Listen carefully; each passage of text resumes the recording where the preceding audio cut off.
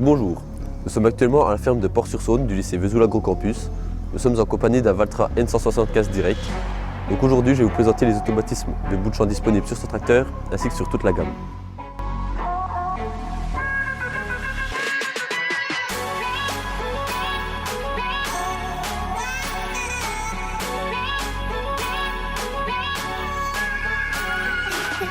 Donc nous nous retrouvons dans la cabine du Valtra N175. Donc c'est une cabine en finition directe. On y retrouve son accoudoir ainsi que son écran Smart Touch. Voilà. Donc je vais vous présenter un peu l'accoudoir. Donc on y retrouve une partie distributeur hydraulique. Donc on en a 5 distributeurs basiques ainsi qu'un distributeur en croix. Voilà. Donc on y retrouve la commande principale, donc qui nous permet d'avancer ou de reculer le tracteur. Donc sur cette commande, on y retrouve le relevage, les enregistrements de séquences de fin de champ, ainsi que des réglages distributeurs. Ensuite, on a la partie régime moteur, donc nous pouvons accélérer le régime moteur avec cette petite manette, ainsi que les réglages du relevage, puis la prise de force. Donc nous voilà sur le terminal tracteur. Donc pour créer nos séquences de fin de champ, nous allons régler notre outil. Donc, dans outils, outils arrière. Donc nous allons tout d'abord régler la largeur de travail de l'outil. Donc nous allons prendre l'exemple d'une charrue, elle sera de 3 mètres. Donc dans les paramètres de réglage sur l'autoguidage, donc nous allons régler par exemple la distance entre les premiers fers qui travaillent et les pneus, donc qui sera d'1 mètre. La distance de recouvrement qui sera de 0. D'une fois que c'est fait, nous pouvons revenir en arrière et aller dans les programmations de séquence. Donc nous voilà sur l'interface.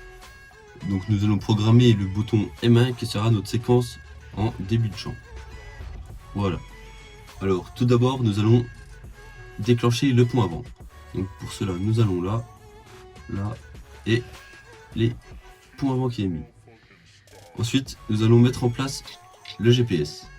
Donc dans guidage là-haut, mise en marche du GPS et valider. Ensuite baisser le relevage, le mettre en position de travail. Donc, voilà, position de travail et on sélectionne.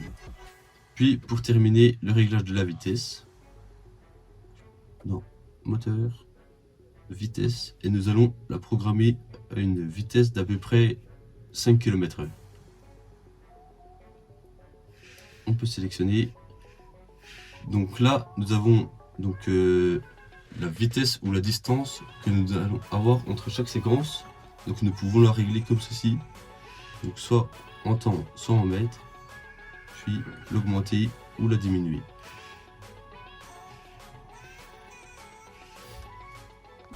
Donc nous allons ensuite programmer notre deuxième séquence. Donc on va sur M2, donc nous allons désactiver le GPS, voilà. Ensuite nous allons mettre le relevage en position haute, puis nous allons déprogrammer notre vitesse enregistrée. Ensuite nous allons couper le pont avant, puis pour finir nous allons mettre un coup de distributeur sur une durée de 5 secondes afin de retourner la charrue. Donc le bouton M1 sera pour l'entrée de champ et le bouton M2 pour la sortie de champ. J'espère que cette vidéo vous a aidé. Maintenant, à vous de jouer.